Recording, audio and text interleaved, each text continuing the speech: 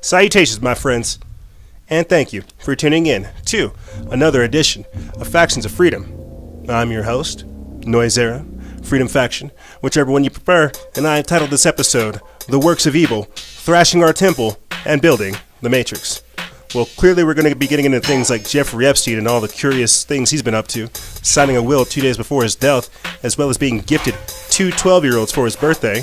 But we're also going to be getting into this new study that comes out, which is vindication for people like ourselves. A new study has come out linking fluoridated water to lower IQs. That's right.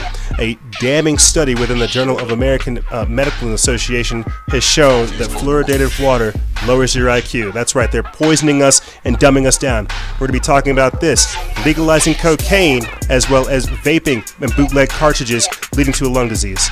We're also going to be getting into the power of chi, life force energy, understanding your divinity, and so much more. We're going to finish off this episode talking about building the Matrix. That's right, the Matrix Part 4 has been announced by Warner Brothers, the Chinese social credit score system, as well as the Amazon being on fire.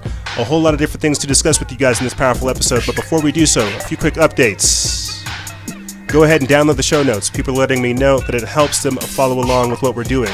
Earlier this week, we did a mini-cast, The Era of Awakening. It came out in 2 parts. You can find part 2 if you become a Patreon exclusive member. You can find that link in the description bar below, as well as the mini-cast that we did. Lastly, the Fellowship and Freedom episode that we did with Adam Nix of the Wayfinder podcast is now live, audio only. You can also find that in the description bar below or on our audio podcast feed. And with that being said, let's start the show.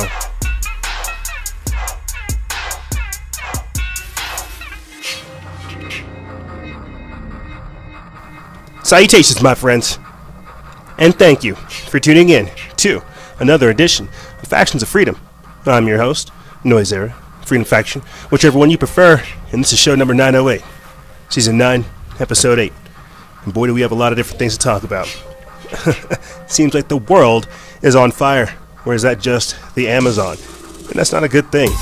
The world's lungs are literally on fire, and all we can seem to do is take pictures, take selfies, send thoughts and prayers, not actually get to the source as to why there have been over 72,000, that's right, 72,000 fires since 2019 started. No, let's just keep saying Orange Man bad. You know, we have a lot of different things to talk about in this edition with you good people. From Jeffrey Epstein to finally being validated. Vindication was given to us earlier this week. Fluoride has been known to have detrimental effects upon the mental state of the populace. And now there has been a damning study within the Journal of American Medical Association that has found a link between fluoride and, that's right, lowering IQ. So if you're seeing a whole bunch of zombies out there, they're drinking the Kool-Aid, they're drinking the water, they're drinking these things.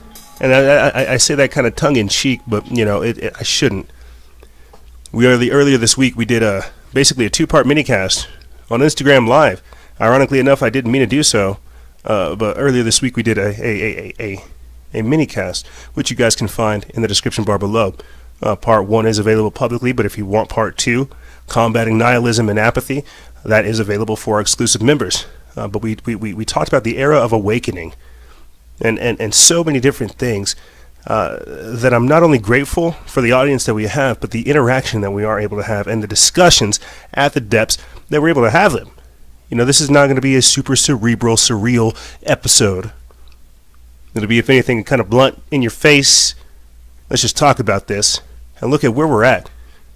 You see, we're always wanting something new, something more, the next development. You know, always swiping down to refresh what is happening.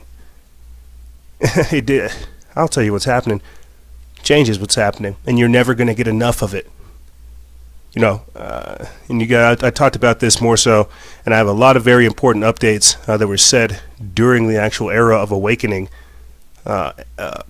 transmission, the Instagram Live, where I spoke to you guys directly about some of the changes that need to happen operationally, and that will happen. But I told you guys, there's a lot of things that are going to be happening, not only in the operation, but here in the future as well. And because people don't know themselves, we're subject to see a lot of craziness, a lot of disassociation, of confusion, of misunderstanding. You know, a lot of people, and this is probably something we'll talk a lot about throughout the entirety of the season now, this I don't care mentality, the nihilism, the apathy. Why is mental health such a massive issue? Why are so many people feeling lost? You see. So this isn't going to be a super cerebral, mystic, esoteric episode where we talk about all kinds of deep things. We're just going to try. I'm going to try to put forth information to you, good people, in the sense of, well, what's going on? Why did this happen? And where do we really go from here? This is, to be honest, it's been a slow news week. And I think that's kind of why I wanted to take this approach to it, to show you guys that sometimes it's a good thing that we shouldn't always constantly be searching for what's next. Maybe we should learn how to be a little bit more content in our lives. Maybe if we knew how to just take a second to breathe, smell the roses, we wouldn't be ready for the hammer to drop. We wouldn't be trying to get so much stuff done.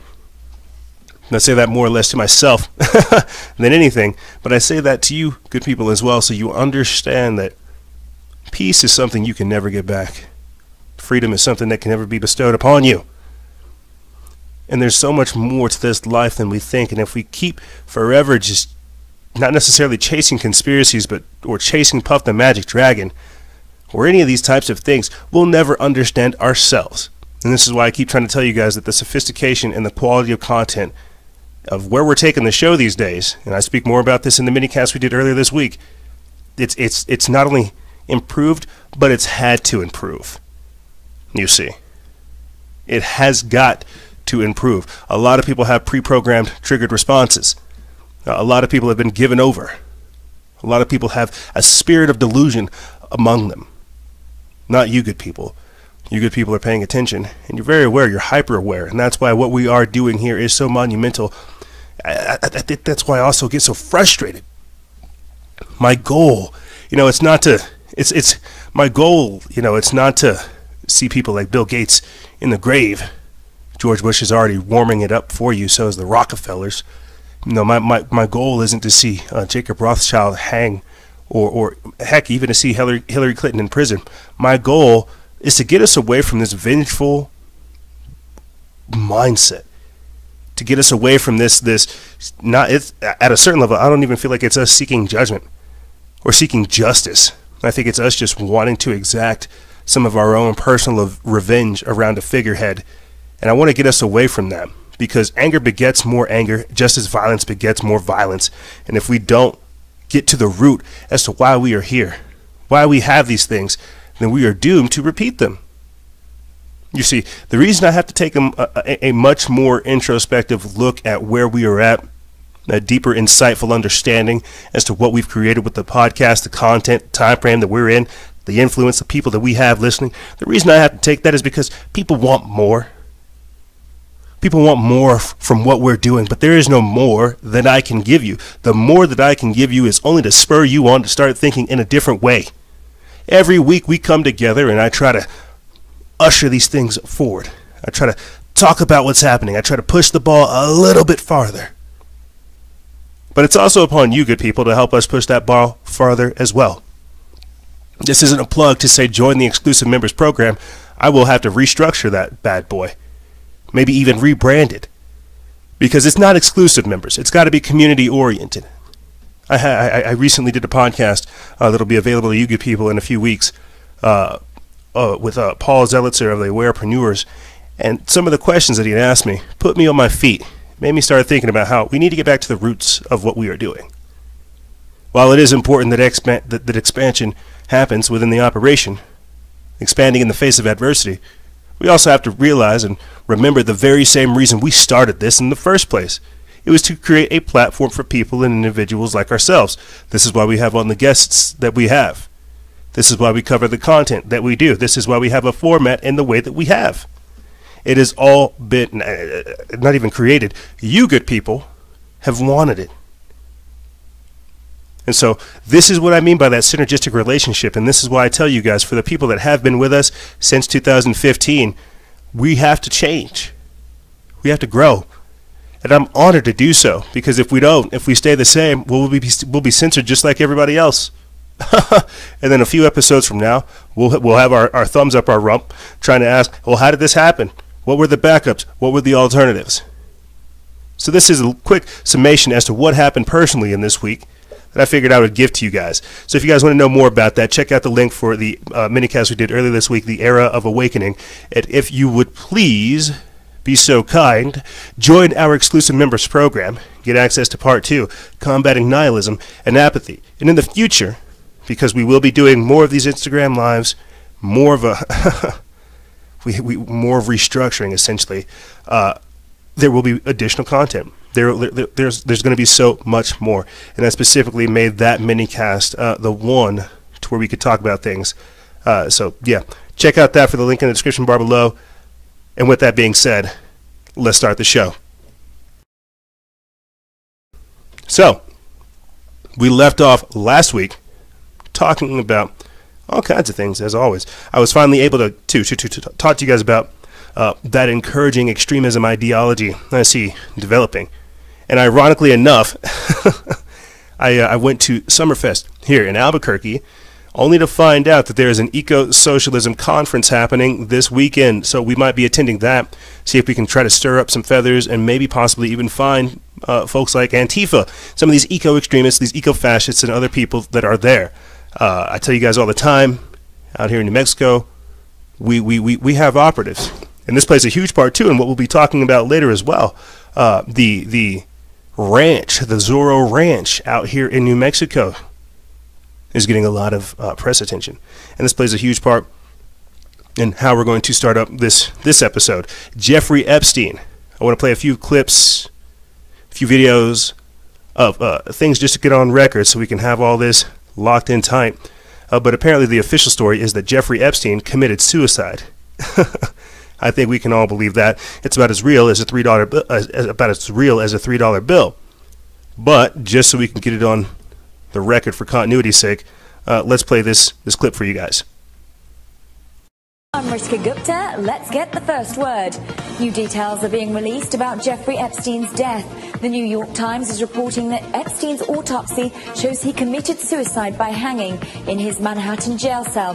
That refutes some theories that he may have been murdered. Epstein died last Saturday whilst awaiting trial on sex trafficking charges. Epstein's death is the subject of 4 federal investigations, including by the Justice Department's Inspector General and the FBI. I'm Rishka Gupta. Yeah. Let's get the first. Yeah, strangled. And it's official. Epstein committed suicide by hanging. Medical Examiner rules. This is put up by Zero Hedge, by Tyler Durden. They put this up August 16th. I'm going to go to this next slide where it's from Off Guardian. They reposted it over there at the Minds Unleashed. It says, mainstream media escalates attacks on Epstein conspiracy theories. So this is basically about last week, following on the heels of us talking more about Jeffrey Epstein's curiosities. Right here, I can't explain any of this over the phone. Epstein's bodyguard freaks out. That's weird. Jeffrey Epstein rush-ordered car mix 5.5 extra-large self-loading cement truck to the island just before an expose published on his pedo island.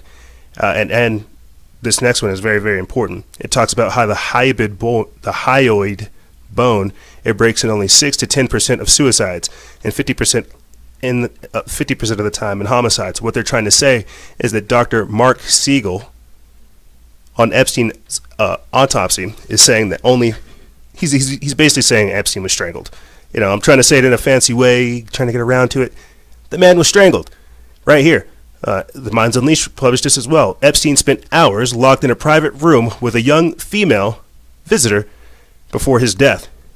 And so this plays a huge part too. And this next article I want to get up for you guys regarding some of the curiosities with Epstein. Apparently he signed a will just before he died. 2 days before he died. And I'm very, very curious as to what's going on with that. Right here it says Epstein used a network of shell companies and associates for sex trafficking ring, lawsuits claim. This is put up by Zero Hedge, Tyler Durden, on August 21st. it says Jeffrey Epstein used his tangled web of shell companies as a brazen and powerful organization to operate a sex trafficking ring, according to 3 new civil lawsuits filed against his $578 million estate. This next one comes from the Blaze by Chris Inlow. It says Jeffrey Epstein described as a evil genius for the action taken just 2 days before his death. That's right, where he signed his will. And so I guess I just don't want to keep going into all the Epstein news is another way for me just to get around to saying it. I'm going to fly through some of the curiosities surrounding all this, but it's again to just paint you a picture of the works of evil, how these people operate, from shell companies to model agencies passing around underage girls, trafficking in children, trafficking in all kinds of strange things. This is what these people do. The next video I'm going to play for you here in a second is of Prince Andrew inside Jeffrey Epstein's house of horrors. Again, so I guess I get curious as to why they have all this information. Heck, why I have all this information. Why we can talk about all this stuff and hardly any action gets done. I think that's what blows my mind about all of this. Some people are coming out right now saying that, oh, well, this had to happen. Epstein's a intelligence operative, don't you know? They had to use him to get people within the government, within Saudi Arabia, all over the place. But then you'll hear other people say that, well, what Epstein was doing was eugenics. It was epigenetics. It was the transhuman agenda. He was creating like a seed bank as far as high-ranking officials, you see. And so that's why this whole thing is becoming much more complicated than you think. But here, let me get this on record too while we're talking about all this. Right here, busted. Video shows Prince Andrew inside pedo Jeffrey Epstein's house of horrors. This is by Sean Antalabi over there at News Punch. They put this up August 19th, and this clip is from CTM? Huh. Let's go ahead and play it. Allegations against Jeffrey Epstein for the first time since his longtime friend hanged himself in jail. Queen Elizabeth's middle son says in a statement through Buckingham Palace that he is appalled by Epstein's alleged crimes. That follows newly released video showing Andrew inside Epstein's New York mansion back in 2010. Charlie Daggett is outside Buckingham Palace with more on this. Charlie, is this statement unusual, do you think? It is highly unusual, and the very fact that the palace decided to release a statement at all just shows you how seriously they're now taking this situation, and here's why. It was in response to this video allegedly showing Prince Andrew waving goodbye to a young woman at Epstein's Manhattan mansion, purportedly shot in 2010 and taken less than an hour after Epstein left the house with another young woman. The prince even appears to check that no one was looking, but cameras were, which has forced Buckingham Palace. This morning, Britain's Prince Andrew's response. You guys can go find that full clip. I would definitely recommend you go look at it. The one that I was playing for you guys here in the video, it didn't really show you his face, but there are high definition videos of it where, indeed, Prince Andrew is waving to one of these escorts, just saying bye-bye. You know, what a gentleman. What a class act. Really. You know, what a class act, that's all I can say. But one of the reasons I wanted to play these things for you guys is to talk about how this isn't new, ironically enough.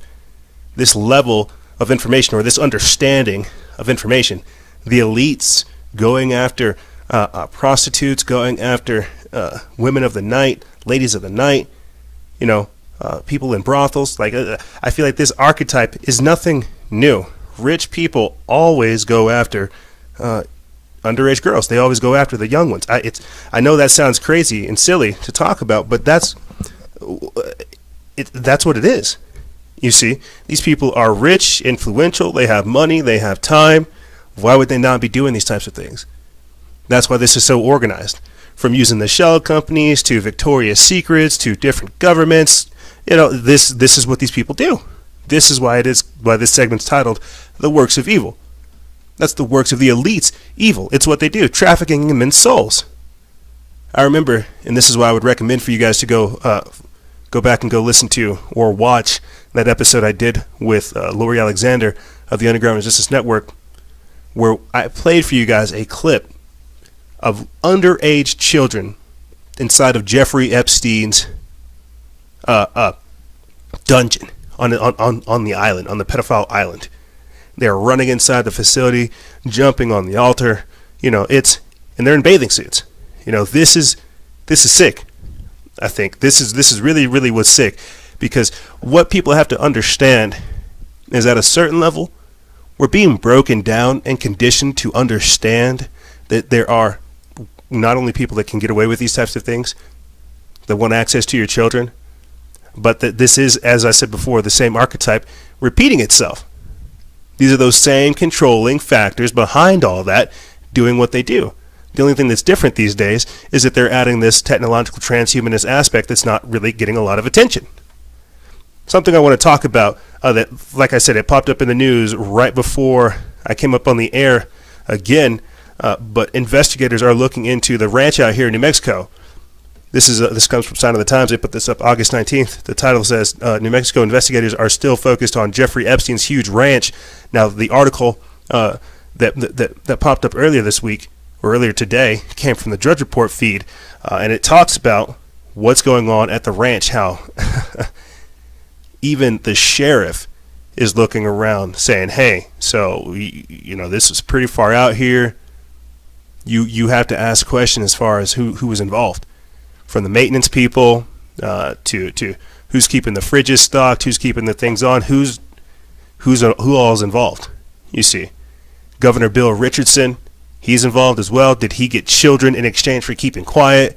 There's reports coming out right now that he had allegedly offended one victim. And so what I'm trying to talk about by pointing this out is, again, the open level of collusion, how all of this works in connection. You see, that's what these people do. They get together, they do a bunch of drugs, they cackle evilly about how much power and money they're making, and then how that the public will never be able to do anything. I mean, if they're based out here in New Mexico, let me tell you again about how much craziness goes on out here. Truly. Why do you think the creator of Game of Thrones came out here to create Meow Wolf? Because he knew there would be some strange things out here, and he could create something like this here. Not California, where it would be underappreciated. People would expect that level of strange from there. But no, he had to create Meow Wolf for something strange out here. We harbor a very, very different type of energy out here. You see, let me get into this article right here. As I said before, this comes from Sign of the Times. They put this up August 19th. It says, investigators are continuing to focus on Jeffrey Epstein's gigantic ranch in New Mexico, which he bought in 1993 following the disgraced financier's death in jail. The nearly 8,000 acres known as Zorro Ranch sits northeast of Albuquerque. As federal investigators turn up evidence from Epstein's homes in New York, Florida, and the Virgin Islands, New Mexico officials are probing Epstein's property to try to turn up something. New Mexico Attorney General Hector Balderas was continuing to look into, quote, all allegations of criminal conduct connected to Epstein's case in New Mexico. A spokesman told Santa Fe New Mexican. Balderas had said in July, after Epstein was arrested on child sex trafficking charges, that he was looking into whether Epstein had committed any crimes in New Mexico. Well, if he did, no one would tell him. No one would tell them. If he did commit any crimes, no one would know. We got so many crooked cops out here. If he committed any crimes out here in New Mexico. Look at this sprawling area real quick. Just look at this. The man's living in a mansion. He's got a gorgeous garden, or a gorgeous, whatever you would call that, just a little forest thing over there, maze. And if they were to fly out any children, fly out any underage girls, any people, prostitutes, ladies of the night, strippers, male escorts, you name it, if they were to fly out anybody, let those people try to run. Let them run. They'll die out in the desert, just like horses and coyotes. Let these people, like, you've got to understand. Okay, audio listeners, you can't see this sprawling location, but if you go to the page and look at the house, you can. And so we're talking 8,000 acres. This person's being flown out there, and they're not going to run anywhere. Any crimes committed. Everybody knows the deal. When they get in the plane, when they turn their phones off, Nobody, and that's the crazy part about it. Nobody committed a crime because everybody was complicit. But continuing on, it says Stephanie Garcia Richard, the state land commissioner, has staff pull every document related to land Epstein was leasing from the state and deliver it to Balderas. She told the Albuquerque Journal. Quote, "It is absolutely horrifying to discover that we have existing leases with an individual who has caused irreparable harm to so many women and girls. The best thing that we can do at this time is to provide the Attorney General with any and all resources at our disposal to assist with their investigation," she said. Richard told KOAT the documents totaled over 400 pages, adding, quote, "In reviewing the documents, it was a sickening feeling to see this man's signature on state land office documentation." Asked if the land office should have known about Epstein being a convicted sex offender, Richard, who took office this year, said the office doesn't formally vet people who lease land. Quote, "This has really caused us to take pause and consider who we're doing business with," Richard said. Balderas' spokesman told the New Republic that the investigation actually started in February or March, adding, quote, "This Attorney General has been very focused on prosecuting sex crimes, and that the case is, quote, a priority." Multiple girls have said they or someone they know were abused at the ranch. That's right. So while people are focused on things like Lolita Express, his Manhattan apartment, and all this other nonsense, he's out here getting away with it. And we went into depth in that episode with Lori Alexander, which I will be putting in the link in the description bar below, about that whole organization, about the whole structure regarding it. You see, this isn't something simple. You have flight logs that link Epstein's teen sex slave to Prince Andrew. You have a modeling agency providing thousands of girls. He was gifted 2 12-year-old German girls for his birthday. Like, I have to pause for a second. What do you do? Like, I don't understand the concept of being gifted children. Like, children are not just like they're not like an Xbox or like a Game Boy or like a bottle of wine, or a chainsaw. Some people might say their children are chainsaws, but you get what I'm trying to say. Children are not just things that you just hand off, but this again shows you the works of evil, the mindset of the people he's surrounded by. Hey, here's 2 little kids, just take them home. How old are you kids? Like 12 years old? Okay, hey, go with this creepy old man. All right, go with this creepy old man. Get in his jet, and bye, kids. Think about the level of open evil and wickedness. You see. So, you've heard me talk about this more so last week, that culture of death that I was speaking on, right? That culture of death that we just find ourselves so focused on. Did he die? Did he get murdered? Was Epstein strangled? Did he strangle himself, or did someone else strangle? This is where it all leads to. Earlier this week, we were asked the question of how do you deal with the "I don't care" mentality. I think that the nihilism, the information overload, and the mental fatigue, it will create all these types of things. This is why people don't genuinely know how to have normal conversations, normal relationships. Dysfunctionality has somehow become normal. We live in extremes. Think about what this does to the psyche over time. Unfortunately, I am tongue-in-cheek making sarcastic jokes about the organized efforts of human trafficking. Remember what I was telling you about how we were not sick enough or evil enough yet for Hillary Clinton? Well, Donald Trump decided to come out today and said that, well, he is the Messiah. He is the one appointed by God to take on China. So, this is what I mean. It's narcissism, you see. It's the ego. It's the extremity. It's just all of it that it feeds on itself. As I said before at the start of the show, anger begets more anger just as violence begets more violence. And that's why these people just have to have stick measuring contests with things. But I digress. I also finished out last week talking about Ghislaine, right? Jeffrey Epstein's recruiter, the one that was talking about how some of these 12-year-old little girls, how they meant nothing, how they were nothing, how they were beneath her. You see, elitists, evil, to where these are children. They have their whole life ahead of them. But because people are so twisted and sick, their life means nothing.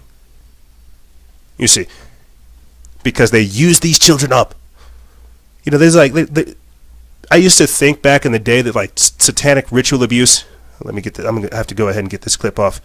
I used to think that satanic ritual abuse used to be like a taboo thing.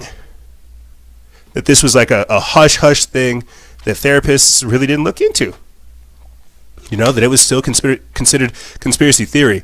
But because it is becoming a widespread epidemic, especially out there in Pennsylvania, because it is a widespread epidemic, not only pedophilia, but satanic pedophilia, satanic ritual abuse. This is, again, where those two little girls just being tossed away come into play. These people are worshiping something that is not good, that does not honor life, that does not breed harmony, that does not breed beauty. If anything, it actually hates those things. It harps and steals from those things. And so here, let me get into this Ghislaine Maxwell, because we talked about how she was Epstein's recruiter and some of the curiosity surrounding her, right? But now, you know, she was spotted eating at an In-N-Out burger in Los Angeles, reading a book about dead CIA informants. Can you talk about a psyop photo op? Talking about, hey, don't touch me, I'm protected. Oh, you got that guy? Don't touch me, though. You better not touch me. You know, I think it was like a, who was it? It was like a CNN, or it was somebody from like right there, boom, the New York Post. Yeah, it was one of the mainstream media outlets. Just so happened to spot her out there in public eating a burger. The same, I got that same kind of feeling with Roger Stone when CNN was outside his house, right? When SWAT basically broke down his door and arrested him, but CNN somehow was there before SWAT. You get what I'm saying? So how was the New York Post here before Ghislaine Maxwell to set all this up to make it look so covert and so casual, so candid? You see? Because at the top, it is organized. Epstein's recruiter, Ghislaine Maxwell, she lives with them. We talked about how she's hobnobbing with people like Elon Musk, possibly even Bill Gates. There are victims from Epstein's sex slavery. They came out talking about how they've met Al Gore through some of their sex parties. You see. So what is this? What am I talking about? What am I talking about? I am literally talking about how the elite, rulers at the top, how they use their money, their power, and their influence to just snipe and take the best and the brightest, the most beautiful, and then they use them up for their own means. Now, this plays a huge part in what we'll talk about in the fourth segment or in the third segment as well, when we go over things like building the matrix.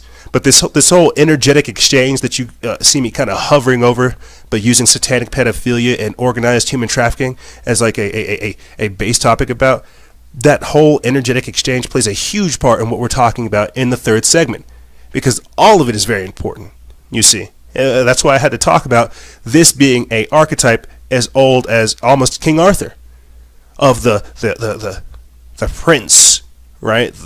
Well, what do you talk about? The prince. Prince Andrew? Yeah, Prince Andrew coming down to Jeffrey Epstein's house of horrors. Not Horus, but House of Horus. Prince Andrew going down to the House of Horus, right? And having relations. This is an archetype as old as Camelot itself. But where we're going now, because it's a different type of energy that these people need. It's a different type of God that they worship. Still same God, different face. The many-faced God. You see how all this works? But let me get into this article right here about Epstein's recruiter being spotted, and about how all of this is organized to show you that there is collusion at the top, that there are people that know this is going on, and that some people condone it. But whenever the wickedness gets this open and this outright, oh, you can believe that the justice The justice will be harsh, and I think that's more or less what I'm apprehensive about. But let me get into this article. This is from Andrew West. They put it up over there at the Freedom Post. They posted it August 16th. It says Epstein's recruiter spotted eating fast food and reading book about dead CIA informants in L.A. We put this up 6 days ago. It says Jeffrey Epstein's pimp and groomer Ghislaine Maxwell on Monday was spotted at an In-N-Out burger joint in Universal City, Los Angeles, in the first photo since Epstein's death. Ghislaine, 57, was reading a book titled, quote, The Book of Honor, The Secret Lives and Deaths of CIA Operatives, the New York Post reported. The 57-year-old was photographed alive and well Monday at the burger joint's location in Universal City, Los Angeles. Once spotted, Maxwell, who was sitting along with her pet pooch, told an onlooker, well, I guess this is the last time I'll be eating here. Maxwell, who was reading a book called The Book of Honor, The Secret Lives and Deaths of CIA Operatives, has been underground for months and has not been pictured in public since 2016. Earlier this week, it was reported that the British-born socialite had been living with tech CEO Scott Borgenson in Massachusetts. Maxwell left the residence about 1 month ago when the news of her involvement with Epstein broke. About a month ago, a neighbor told the New York Post. Maxwell was accused in court documents and interviews with victims of luring the young girls to Epstein, her former boyfriend. Virginia Roberts claims to have been Epstein's sex slave and handed off to give sexual gratification to his powerful friends, including Prince Andrew, 3 times. She says that she met the former president twice with Epstein, but that she was never, quote, lent out to him. She says that she was recruited for the abuse by Maxwell herself when she was just 16 years old. Quote, I'd have been about 17 about the time, Roberts recalled to the Daily Mail. Quote, I flew to the Caribbean with Jeffrey, and then Ghislaine Maxwell went to pick up Bill in a huge black helicopter that Jeffrey had bought her. I only ever met Bill twice, but Jeffrey had told me that they were good friends. Roberts continued. Quote, I asked how come he left, and he said he owes me some favors. Maybe he was just joking, but it constantly surprised me that people with as much to lose as Bill and Prince Andrew weren't more careful. That's right. Weren't more careful. Because these people are going to get off. These people are going to get off. That's how this all works. We're hoping they'll get justice. But we know how that is. This man signed his will 2 days before his air quotes death, and we still don't even know whether or not the man's dead. We live in an era of deep fakes. We live in an era of artificial intelligence, of augmented reality, of CGI everything, of fake news. They could tell us he's dead and we wouldn't know the difference. Man has so much money, all he would have to do is just bury up any headlines via Google. If there were any investigations going on about his actual life, you see. So this is what I mean by the works of evil. They come out here with their money. They mess with society. They mess with people. They distort all kinds of things. They pervert it, and then they leave. And then we're here left wondering what's going on. What was the purpose of this? Because that's how evil works. That's the mysterium. You see, that's the iniquity of evil. That's how it is. It does things for its own purpose. But if you don't understand the works of evil, then you don't understand your powers of righteousness and what you can do. You see. But here's what happened, gang. We're going to take a quick break, and when we come back, we're going to get into that study about fluoride linked to lower IQs. That's right. Why we need to carry water filters in the store. We're also going to be talking about damning study, how it confirms that ADHD medications, I say that with air quotes, how they're altering the structure of the brain, as well as Mexico legalizing recreational cocaine, and even, if we have the time, talking about the power of chi, tapping into life force energy. Yeah, that's right. We're going to be talking about how powerful you are in the next segment, which I have titled Thrashing Our Temple. Everything you guys see going on is to show you that you are not a powerful, powerful person, that you are not a divine inspiration, that you were not given life by God. But let me tell you, gang, I'm going to try to convince you of otherwise on the other side. But don't go anywhere, ladies and gentlemen. This is Freedom Faction on Factions of Freedom, and we'll be right back right after this.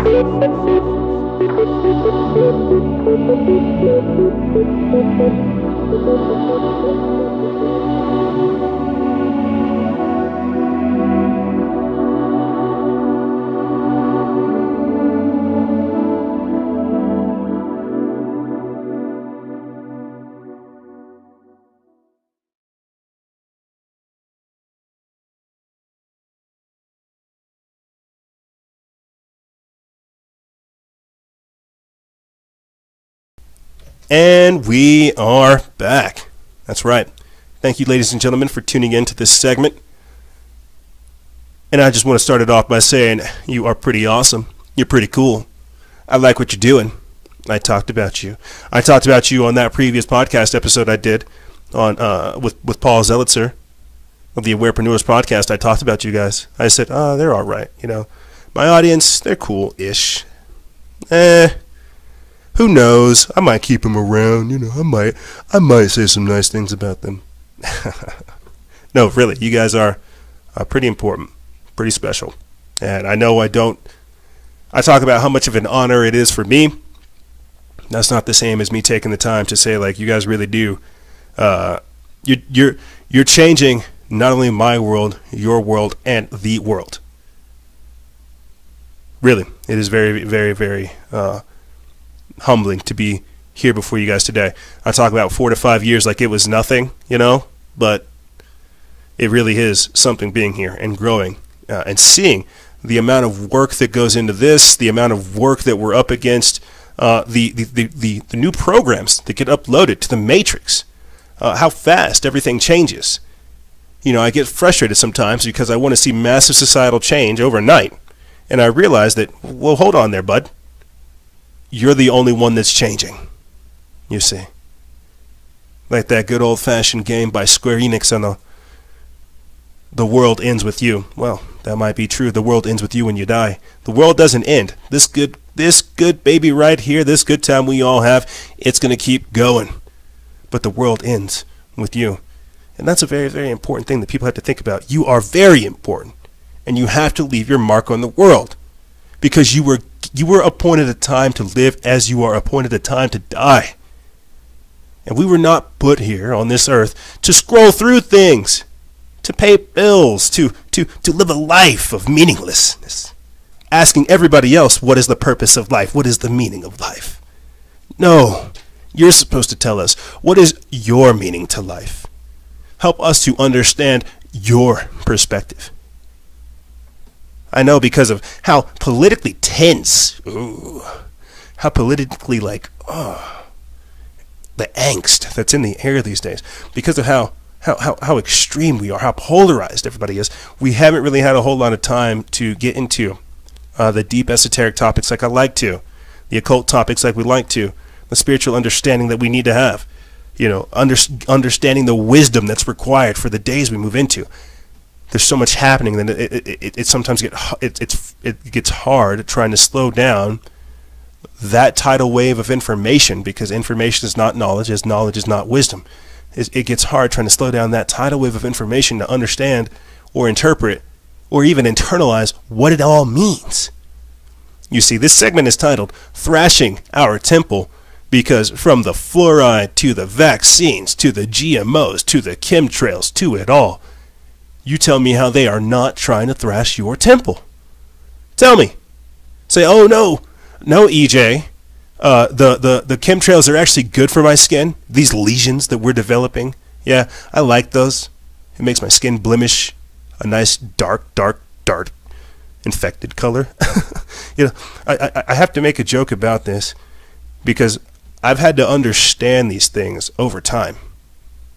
You see, I'm always talking about Project Grill Flame, Project Sunstreak, Project Centerlane, and Project Stargate, declassified government projects from the Defense Intelligence Agency, as well as the Army and the CIA, where they have worked with telepaths, occultists. Oh no, I'm thinking of Project MK Often, which is a substitute of MK Ultra. But in this particular sect of projects, they conducted tests with people who had the ability to influence reality with their mind. They had the ability to levitate objects, to send thoughts, to astral project, to remote view certain locations. There's even, I forget what it's called, but some of these people even have the ability to know the whole history of an object simply by touching it. Now think about that. Think about the interface of that, the informational energetic exchange and interface of that. Think about that. Think about how much information a single object holds and the ability that people have to track that down and to be able to interface with that. Snapchat won't show you that. Facebook won't show you that. Instagram will not show you these things. These are all things that the good Lord above has given to us, that if we take the time, we can discover it.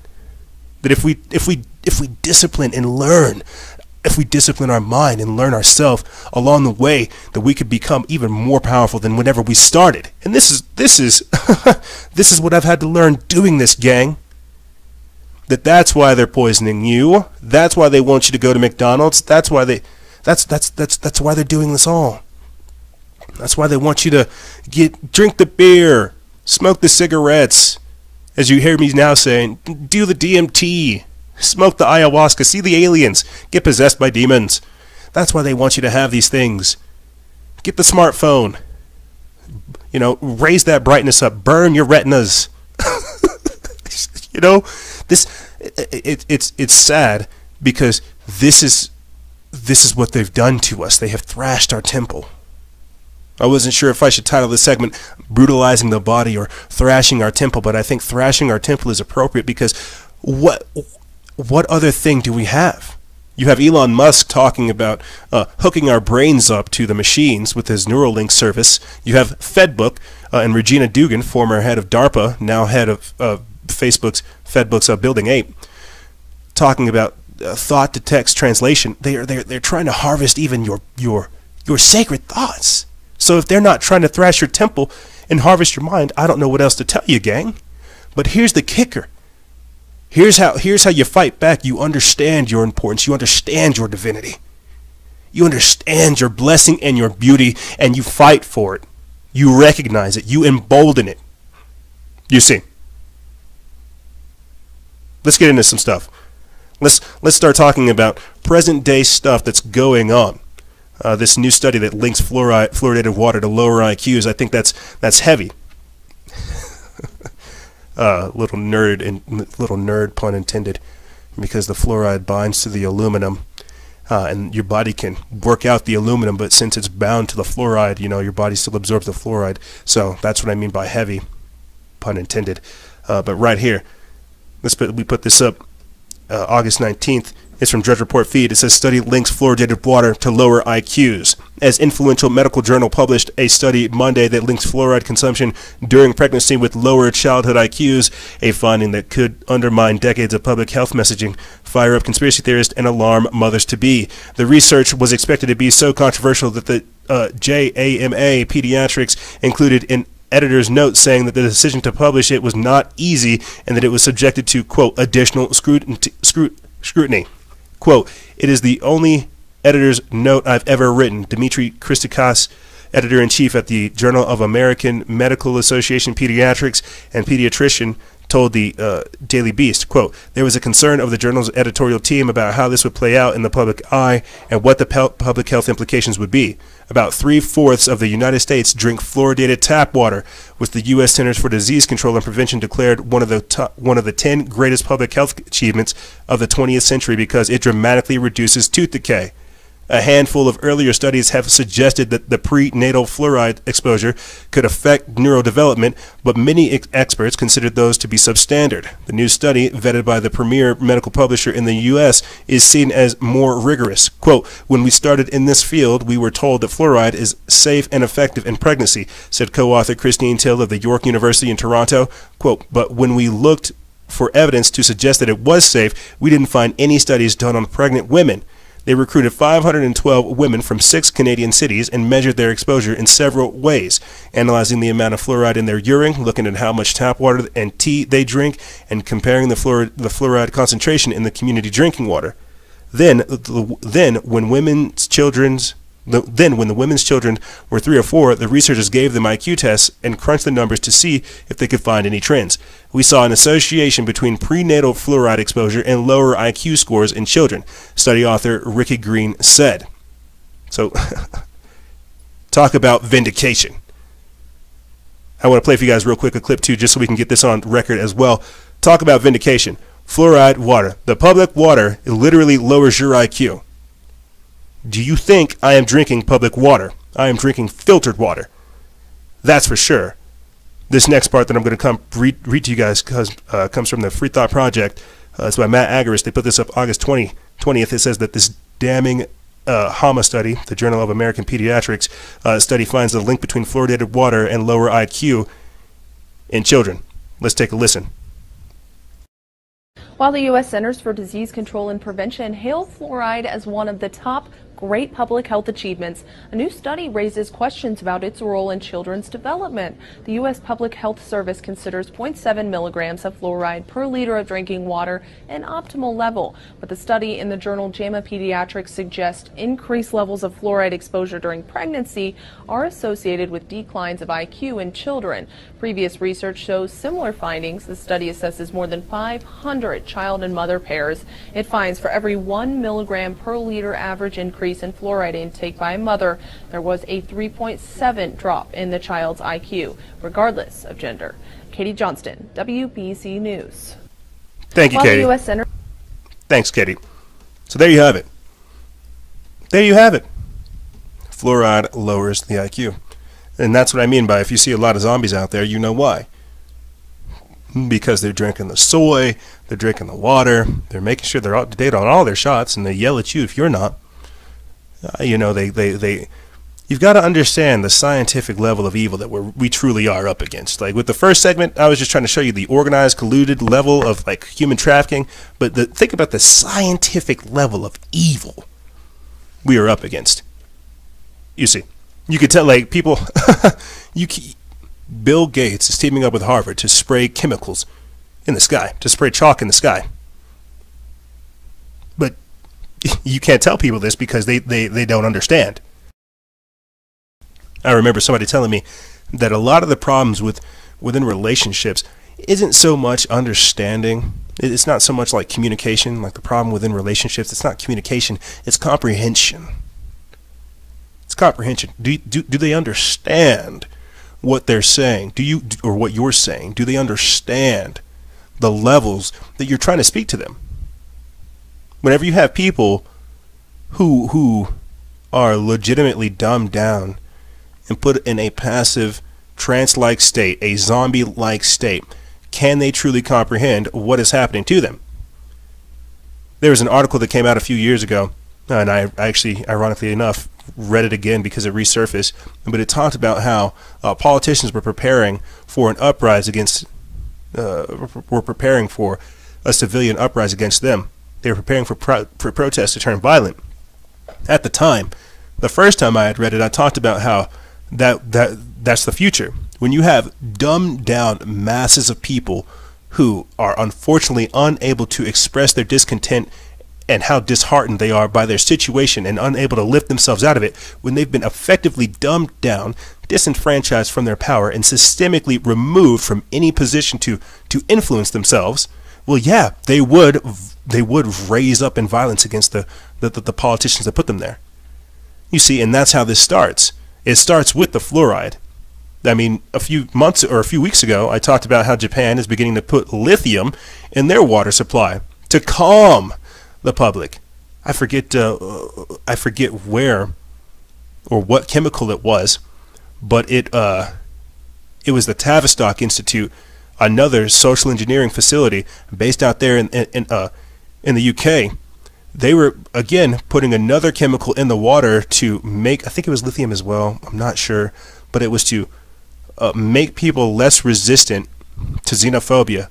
And so what I'm trying to get at by the fluoride in the water, the atrazine in the water, the lithium in the water, the calcium carbonate in the air, the GMO food, the chemical cocktails that they call vaccines, this is what I mean by them poisoning and thrashing your temple. But again, think about how many different things are required to subdue you, to make you inept. Again, just last week we talked about how scientists from the Democratic Republic of Congo found a way to make Ebola curable, but again, it gets no talk. It gets no traffic. Because the idea is to diminish you. The idea is to dehumanize you so that they feel like they have the right to rob you of your life. You see, this is what I mean when I tell you there is no law that can give you freedom. There is no law that can give you the freedom that you were born with. You have divine rights given to you by the Creator God. And these people trying to subdue you, to have you give over your right to live, your right to be alive. That's what they do. But that's how the devil works. That's how deception is. You see, you must understand these people that we're up against truly are of the most wicked variety. Now, we just talked about how IQ lowers, or how your IQ is being lowered simply by the water that is in everywhere, that's everywhere. We're not talking about the PCBs that are in plastic bottles and stuff like that, but we're talking about the fluoride in the public drinking water. I'm not talking about the lead that's over there in Flint, Michigan, because they still have a water crisis. Very few people are doing anything. We're glad Jaden Smith is trying to do something. We're not talking about that. But what we will talk about is another psychological assault, if you ask me. Another affront to our mentality. Right here. ADHD drugs have begun altering the brain structure of, guess what? That's right, of children. People who are using Ritalin and Concerta are having their brains literally like changed. And so I remember a few years ago reading an article from Sign of the Times News about how at the University of Zurich, how thoughts could literally alter and restructure your brain. rewire your brain, neuroplasticity and stuff like that, because it's very real. And then I look at stuff like this. I look at how these people, they know what they're doing, how these scientists from the University of Amsterdam, how they conducted this study to look at what happens with these kids who were given these drugs. After I get into this article with you guys, I'm going to talk to you about how that Dayton shooter, you know how we had those shootings in El Paso and in Dayton, Ohio, how the Dayton shooter, how, surprise, surprise, he was on antidepressants. But that's what happens whenever you have kids who are on these drugs from start to finish. They don't understand divinity.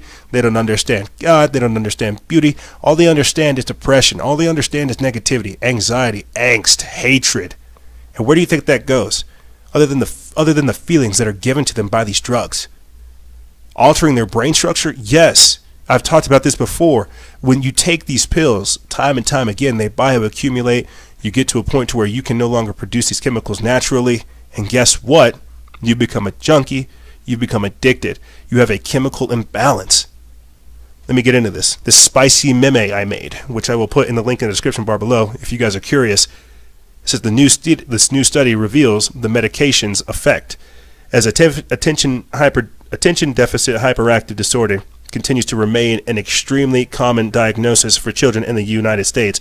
Researchers are warning doctors to hold off on issuing popular ADHD drugs such as Ritalin and Concerta unless absolutely necessary.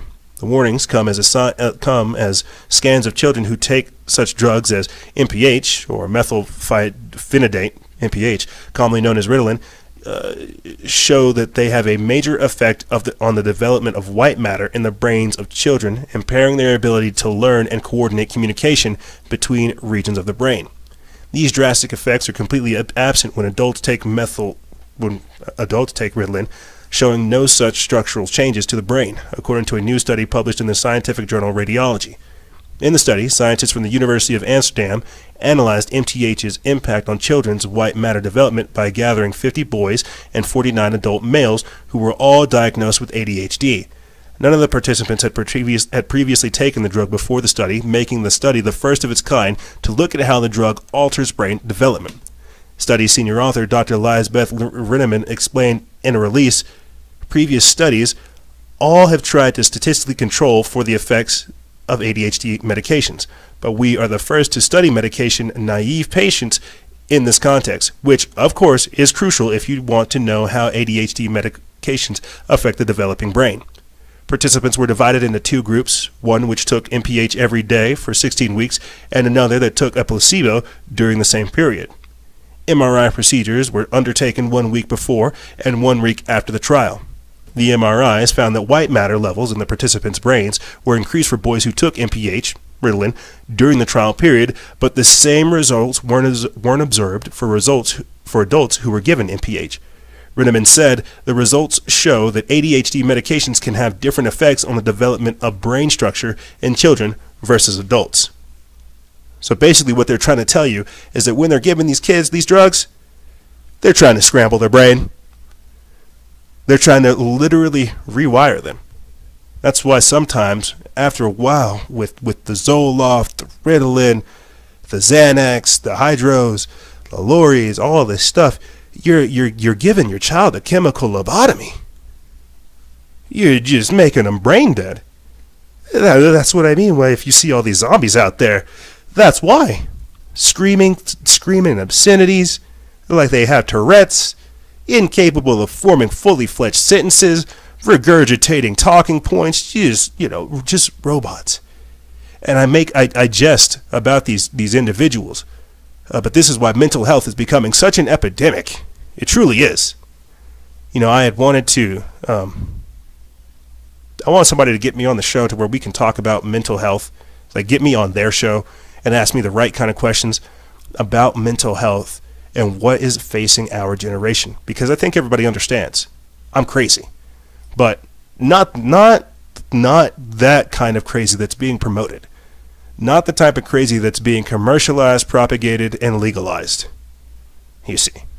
And so I really have to take a step back and look at this thing. This is, again, why I'm trying to list off as many different chemicals as I can. From the atrazine to the lithium to fluoride to the lead, to just, you name it, man. All of these things affect us differently, and we are given all the tools that we need to digest and detox things. But because these people that we're up against these days, these scientific dictators, these technocrats, these people understand humanity at such a level that we can never comprehend, and so that's why we're working against so many different things. But I digress.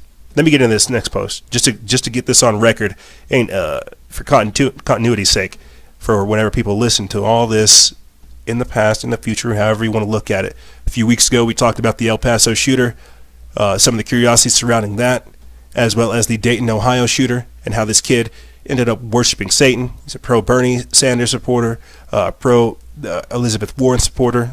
He supports Antifa, and he also supports Satan. But guess what? Surprised? The Dayton mass shooter's autopsy revealed that he had antidepressants in his system. I think I talked about that too whenever we reported on it.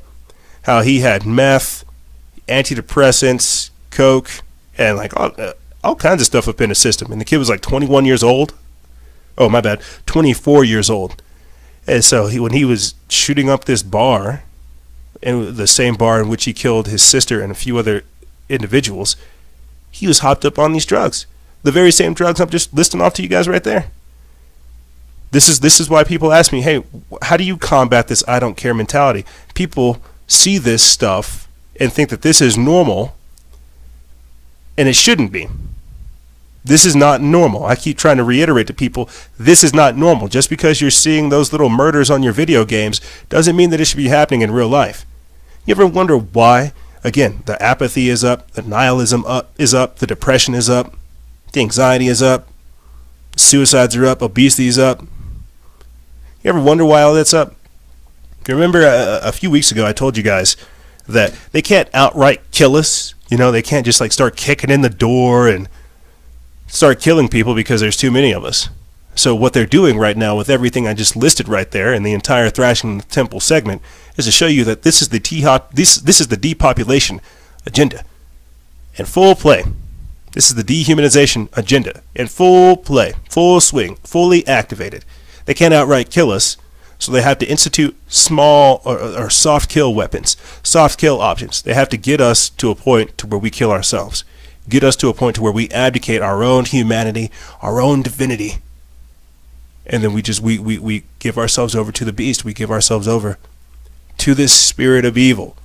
And this is why, essentially out of necessity, that I've learned that having a healthy body, a healthy mind, a healthy environment, a peaceful environment, I've had to learn all of the things that I wish I could do better in explaining to you guys. That's what I want to do with Liberation Legion, is to take all of the lessons, all of the truths, all of the veritas that I have learned doing things like Freedom Faction and turn it into applicable, actionable solutions on Liberation Legion. Because we cannot continue to move forward like this. We cannot continue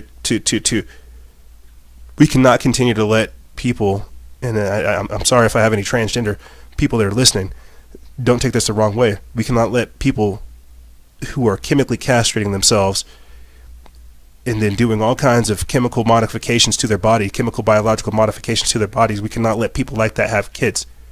And I mean this because there are studies coming out today about the mental health epidemic within the trans community. You see, you have to understand the epigenetic scientific assault that we are under. When I'm talking to you about Epstein compromising people like Bill Gates, Bill Clinton, Elon Musk, all the other people that he was worked with, creating like his own elite seed bank, that's the transhuman agenda, trying to preserve a bloodline. I could talk to you about the 13 bloodlines of the Illuminati, as put forth by Fritz Springmeier. But you have to understand, again, it's that same force. And so if we're not a part of that force, a part of that family, a part of that line, that lineage, well, then we're considered normal, and that's all this is. I think it was who wrote it, The Time Machine. Was it H.G.? I think it was H.G. Wells who wrote The Time Machine with the Eloys and the Morlocks, right? Where you had this super advanced race of beings that lived underneath caverns, and then you had the Eloys that lived on top, right?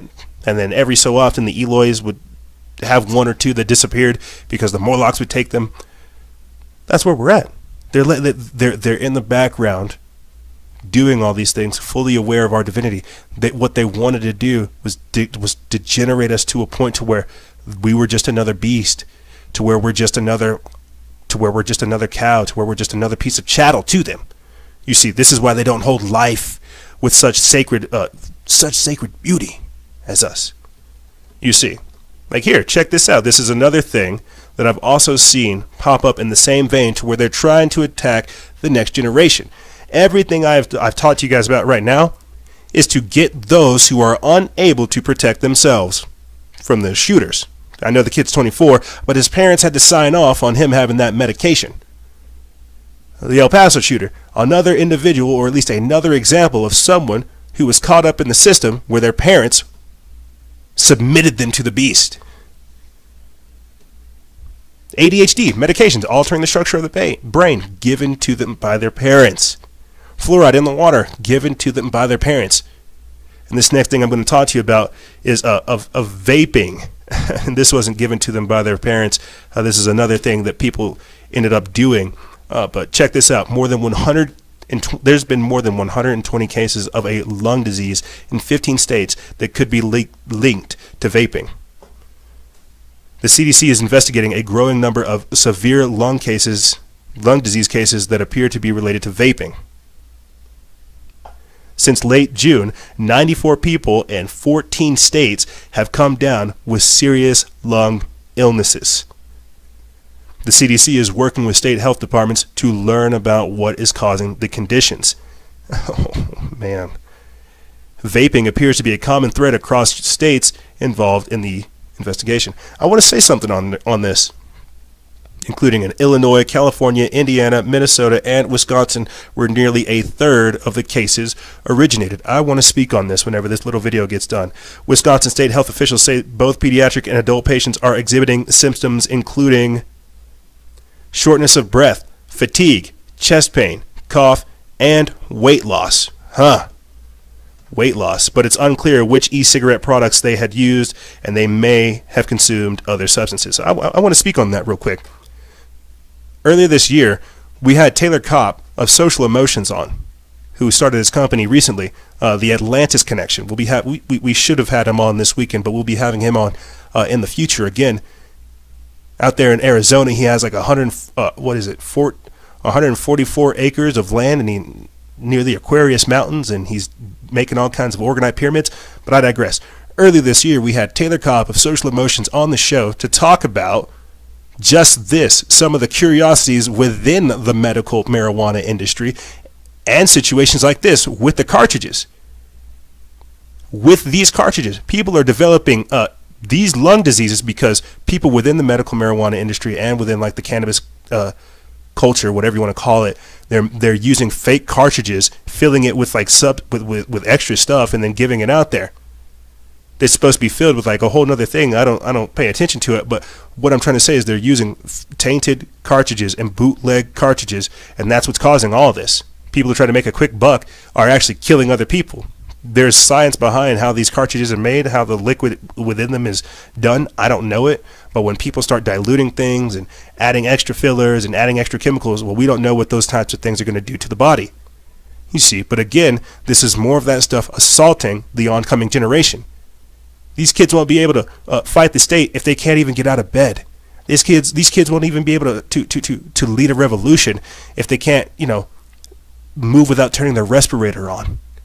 You see, these people won't be able to help their fellow community if they're brain dead.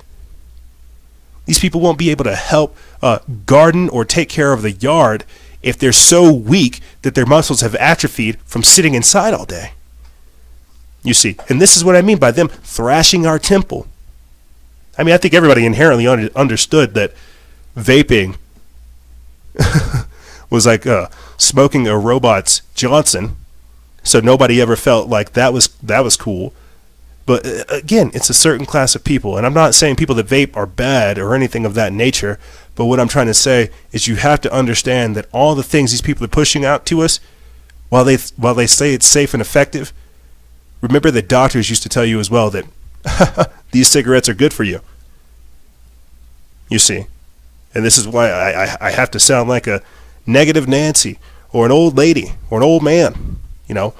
But this stuff these people are pushing, you got to stay away from these drugs, because these are not the types of drugs that you want to do.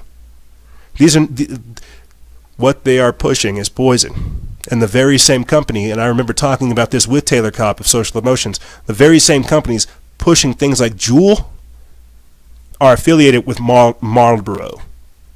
They're affiliated with Camel cigarettes. They're affiliated with Big Tobacco. So the very same people that are pushing these cartridges and these e-cigarettes are the ones that have shares with actual cigarette companies. Like that's how this works. They want to be able to get you forever. The same way when you would get old candy cigarettes, and you'd figure out that the Camel company owned that as well. But I digress. The point I'm trying to make is they understand how human psychology works. It's big business and scientists in the background trying to extract your dollar as well as your essence, because the dollar is just a physical manifestation of the time that you put into the system, into this matrix. But as we're talking again more about the thrashing of our temple, I have one more thing that I kind of want to just end the segment with. Well, end the harshness of the segment with, or at least just to show you where we're going in the times that we are in right here. Mexico judge approves recreational cocaine use in a groundbreaking ruling. This is by Baxter Dimitri from News Punch. They put this up August 21st. It says a Mexican judge has granted 2 people the right to, quote, possess, transport, and use cocaine recreationally, and what's being praised as a, quote, historic first step towards the total decriminalization of drugs in the country and ending the war on drugs.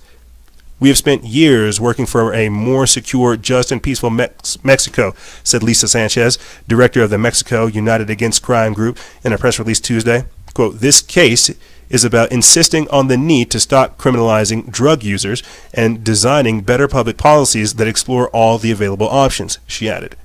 The New York Post reports Mexico's National Health Regulatory Agency, the Federal Commission for the Protection Against Sanitary Risk, says it will attempt to block the judge's order, which was handed down earlier this year and first announced Tuesday. Under the new ruling, commission officials will be required to authorize the 2 petitioners' uses of cocaine, allowing them to snort, smoke, or shoot it recreationally, but not to sell it. A panel of judges has been assigned to review the ruling and decided whether it should be carried out. This case represents another step in the fight to construct alternative drug policies that allow Mexico to redirect its security efforts and better address public health officials, said anti-crime group officials. And I'm just going to read this top comment right here because they're always good ones. This is by Gala of Gala 1971. Has 36 likes. It says cocaine has absolutely no medical properties. It should not be legalized. Cannabis, on the other hand, is an herb and medicine that Yahweh created for us. Cocaine was man-made in a lab. I would have to agree, Gala. I would definitely have to agree. Now, why am I talking about cocaine usage? After talking about vaping and pills, Ritalin, I'm talking about a good time, apparently. Shoot. I'm talking about Project X. I'm talking about college days over here. But what happens when people stay stuck in that college days? Days with a Z, D-A-Z-E. What happens whenever they stay stuck in that haze, that malaise put on them by their cocaine? Remember when I ask you guys all the time, what happens when our generation wakes up from this self-induced drug coma? We're going to have 2 heavy choices. There it is, that word heavy again. We're going to have 2 heavy choices. Are we going to smother ourselves with more drugs and put ourselves into an e-hole?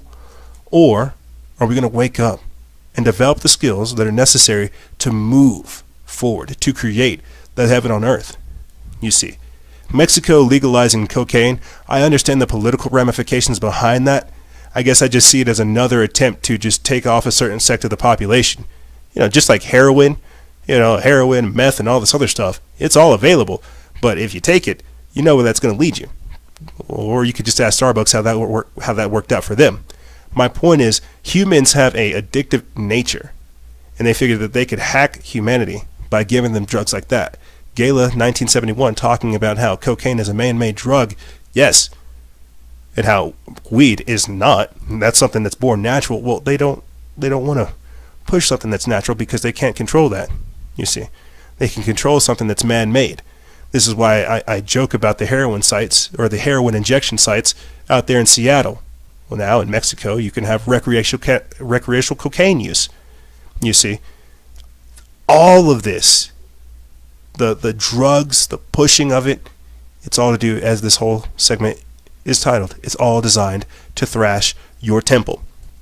Now I want to finish out this segment with something cool. And I'll put the link for this in the description bar below, because it's getting still traffic on our page. It's still getting some kind of attention, controversy, however you want to look at it. But right here, the power of chi. I put this video up a few days ago, and it just shows somebody who's casually demonstrating the effects of chi. Now, I'm not going to go into whether or not this video is legit or whether or not it's fake. I'm in the vein of it actually being real. But my point behind playing the video for you and showing you this video and posting this video is to allude to the fact that you have more powers than you can possibly comprehend. But because we have been poisoned with the fluoride, poisoned with the lithium, poisoned with the atrazine, poisoned with lead, poisoned with all of these chemicals, injected with God knows what whenever you were a child to combat God only knows what. To this day, they're spraying these chemicals. Your body has to spend more energy working the aluminum that they are spraying, the aluminum, the barium, and the strontium. Your body has to expend energy working that out. But how can you develop the power of chi? How can you develop Reiki? How can you develop this spiritual oneness if you're so busy fighting? I remember somebody telling me that the secret to God is silence. Learning to listen. And in a day of automation and so much noise and so much chatter, it's hard to tune into the signal. It's hard, and this is why I say Freedom Faction Noise Era. We are in the noise era. All this chatter. And yet no one can tune into the signal, the source signal. Yes, we are all expressions and divine expressions of God, but what is the point of actively distracting us? I should have talked about this when I was mentioning the ADHD medications, how they're altering our brain structure. Well, what is the phone doing? I talk about this all the time, how these phones have given us ADD, active distraction disorder. What's the cure for that? Nature? Disconnecting? You see, you would be able to understand yourself a lot differently, a lot deeper, a lot more intimately if you were not so focused on what everybody else was doing. And there's a point to all this, is to push the collective consciousness, to abdicate yourself, to think of the greater good. It's not Malthusian. There's a Machiavelli. I think it's a Malthusian approach, but with a Machiavellian mindset, thinking about the greater good, but they want to get it to a point where they destroy the exterior world so bad that it's like a form of Darwin's theory of evolution, survival of the fittest. But it is Malthusian and it is Machiavellian. Everything that we're going up against, these ideologies that you guys see being pushed, it is to denigrate you. When I'm speaking to you and speaking into you, you are using your higher mental faculties to understand what I am trying to say and where I am trying to have your mind go. When I try to talk about, again, astral projection, Project Grill Flame, Project Sunstreak, Project Cinderlane, all of these things, from the guests that we have on to the interdimensional, multidimensional, conceptual understandings of things that we talk about, it's to get you to understand your importance. And so I'm sorry that I can't find a perfectly tailored video to exemplify the powers of chi on a censored search engine such as YouTube. And I have to laugh because this is how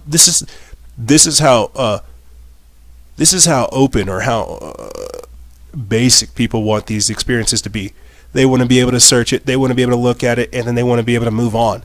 But these types of deep spiritual connections, and I speak more about this in the mini-cast I did earlier this week, The Era of Awakening, these deep spiritual connections that people want, we can't have them in the way that society is geared today, especially with the mindset that we've built, that we're fostering, living in extremes and polarization. There's no way that something of benefit and usefulness can come from a society acting like this. And everything I'm speaking to you about, it comes from within. It comes from understanding that you are a divine expression of the eternal, and that you have the ability to channel and manifest these things, but, well, you don't care because, well, orange meant bad.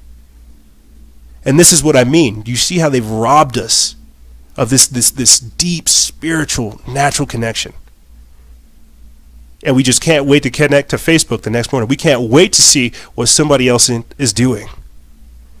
You see, the power of chi is much more than anyone can comprehend. But I want to read this just to get this on record for you guys. I think this is from the Minds Unleashed or Collective Evolution. They put it up like a while ago. I had it archived, but I brought it back up.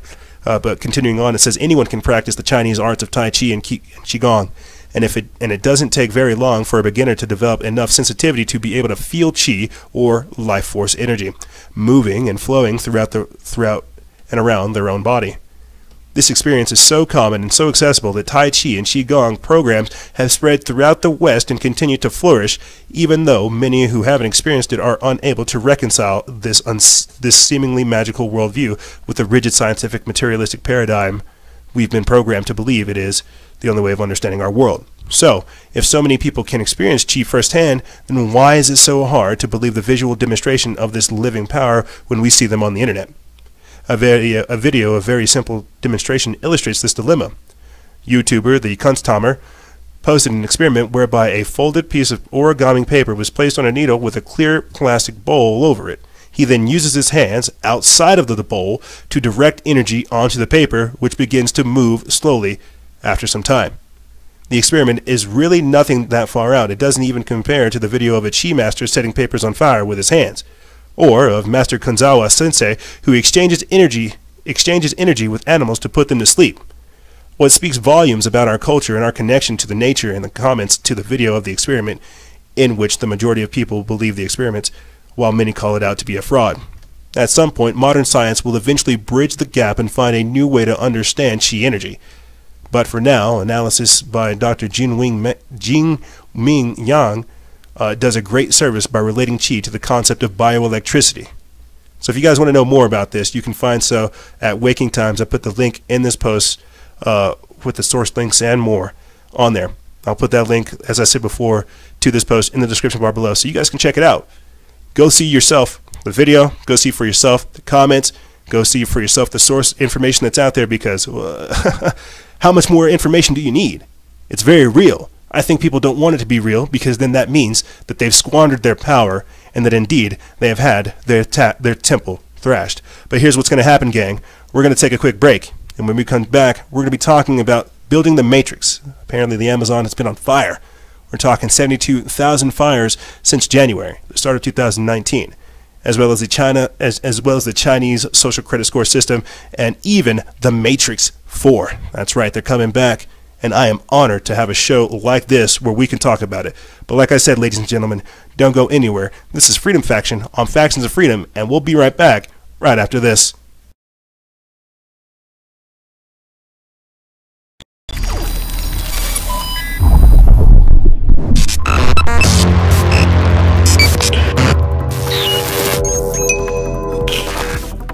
Salutations, my friends. I'm here to talk to you about, that's right, CBD oil. CBD oil can reduce the risk of relapse among alcohol and cocaine addicts, and you know they're trying to flood us with both. According to a 2013 study published in the British Journal of Clinical Pharmacology, CBD was proven to have these benefits: relieving pain and inflammation, having antipsychotic effects, reducing anxiety, helping to fight cancer, relieving nausea, treating seizures, lowering incidences of diabetes, and also promoting cardiovascular health. Realized that in 2014, Purdue Pharma received FDA approval for an opioid drug that claimed to help curb the opioid addiction. This will actually help you curb your usage of opioids as well as your reliance upon them. And remember, guys and gals, stay vigilant. Expose lies and share truth. This is Noisera, Freedom Faction, out.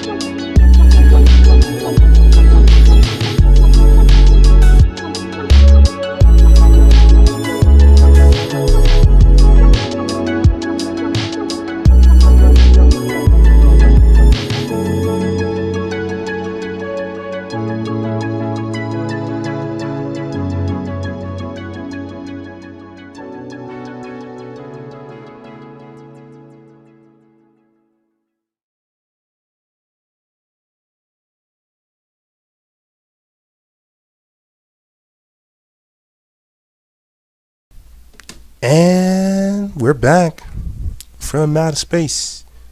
I just walked and found you here with that sad look upon your face, and I don't know the rest. And that's what I got for you. That was my intro. So, thank you guys for sticking around. Thank you guys for being here. You know, I'm trying to figure out different ways to mix and match the show and content and blah, blah, blah, blah, blah, blah, blah. And all of it is, again, designed to help inform you. As I say all the time, we diversify the information because you guys deserve it. And this is why I tell you that with a lot of relationships, it's not necessarily the communication, it's the comprehension. You see, I know that a lot of the things we talk about are kind of fringe and out there, and that's why I try to make them easily digestible so that they can be comprehended and understood in a completely different way. Heck, that's sometimes why you guys hear me make up my own language to explain things. Because with our current language and how we're operating, you don't have, I can't explain certain concepts with that. It's the same way that you can't explain certain spiritual concepts in a scientific materialistic paradigm as we just went over. You see. But where we're moving into the future, it is becoming something else, isn't it, gang? Isn't it? Aren't things becoming crazy? Like, not just like crazy, like beyond crazy, like every single post and everything we keep talking about is stuff that would happen like in a month's time frame, like a year's time frame. It's happening every single day. Every single day. And nobody knows. Earthquakes, you know, droughts, famines, you know, bees dying. What's that about? Oh, it doesn't matter. What's going to happen next? You know, this is something else. It truly is. It truly is. You know, we're going to be talking about the Matrix 4 in this segment.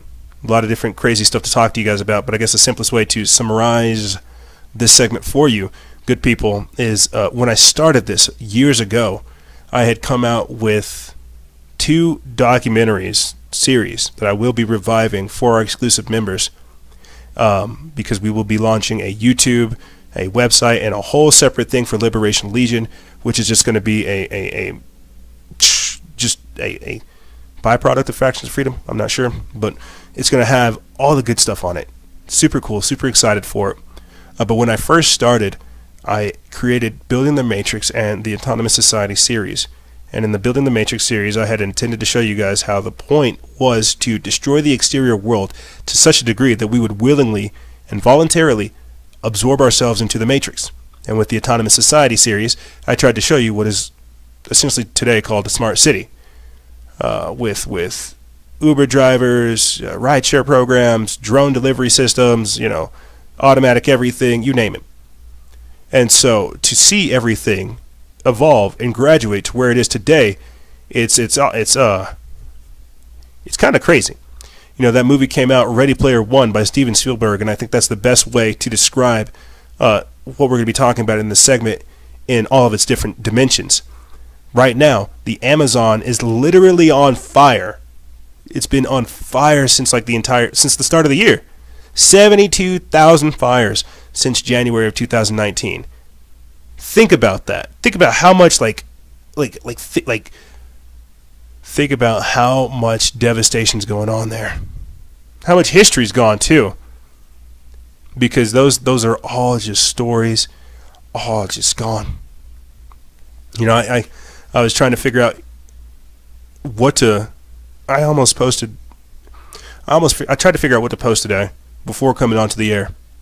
Turns out I didn't post anything before coming onto the air because there was a post that somebody had tagged me in, and I actually looked at it for once, and it showed that the Amazon was on fire, and it showed the Notre Dame Cathedral fire. And I know everybody has that virtue signaling post. Well, we'll talk about the Amazon. No. You're missing the point. Our history is being erased. Like, we are literally talking book burning. We are literally talking about book burning. Remember ISIS a few years ago, how they went around to all those cathedrals and just like ancient Egyptian burial sites, and they just smashed them and destroyed and defaced things? Well, what's going on with this? We're burning down churches. We're burning down libraries. We're burning down historical monuments. We're burning down the forest. We're burning down the very thing that keeps us alive. History is being erased. Our history. Our collective histories. There could have been truth in there. The solutions could have been in there. And it's being taken from us. The solutions are there. It's our perception that we have to fix. We truly do. Before it's too late. You know, I ask you guys all the time, what values are we taking into this new world order? Because it seems like social justice warriors are creating the values that we want. Or at least the values that they want us to have. What values are we creating? What world are we creating? You hear me talking about this more so even now, about how we have to fight this battle, how we have to run into that barbed wire fence. We have to take that hit. We have to be the ones that take the damage to create the harmonious and habitable environment for the reinforcements, the next generation. If you think this is crazy, imagine what happens if we don't effectively secure something to fight this off into the future. Let me play this clip for you guys. This is from Sign of the Times. It talks about how the Amazon has been on fire, how a record number of wildfires. There's been a record number of wildfires as choke smoke cities 3,000 kilometers away. Massive. They say that the fire can literally be seen from space. And in some more news now, Brazil's Amazon rainforest witnessed a record number of fires this year. A total number of 72,843 fires detected so far by Brazil's Space Research Center.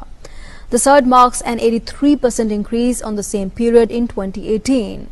And concerns have also grown over President Jair Bolsonaro's environmental policy. While the conservationists blame the president, saying he has encouraged loggers and farmers to clear the land. And smoke from the fires has also caused a blackout in the city of Sao Paulo on Monday. However, Brazil's Space Research Center said that the satellite images spotted a total of 9,500 new fires in the country since Thursday. And most of the fires were in the Amazon basin, which is the world's largest tropical forest and seen as a vital link to countering global warming. Wow. I'm going to play it for you guys because I had to find that clip because there were no news outlets, no mainstream media news outlets out here in America that had reported on it whenever all this information was breaking. Nobody was reporting it over here. It was a literal blackout like Sao Paulo over here as far as all this stuff. So that was with Sign of the Times. I want to play for you guys this next clip that comes from ABC News talking about how there are record wildfires raging in the Amazonian rainforest. The crisis in the Amazon, where fires are raging at a record rate. 74,000 in Brazil this year, up 84%, with the Amazon fires posing a devastating threat to the region and the world. Our foreign correspondent James Longham has the latest. This morning, one of the world's most important natural treasures in flames. Over 9,500 fires have broken out since last week, threatening the most biologically diverse place on Earth and the long-term health of our planet. An area about half the size of the US, these forests produce 20% of the world's oxygen. The fires in the Amazon rainforest so huge they're even visible from space. Strong winds pushing the smoke hundreds of miles, plunging the Brazilian city of Sao Paulo into darkness. Now, celebrities like Ariana Grande, Demi Lovato, Leonardo DiCaprio and Kendall Jenner all posting on social media to spread awareness. On Wednesday, hundreds took to Brazil's streets to protest the government's lack of response. Fires are common in the summer, but environmental campaigners say this year is worse than ever because Brazil's new president has allowed deforestation to accelerate.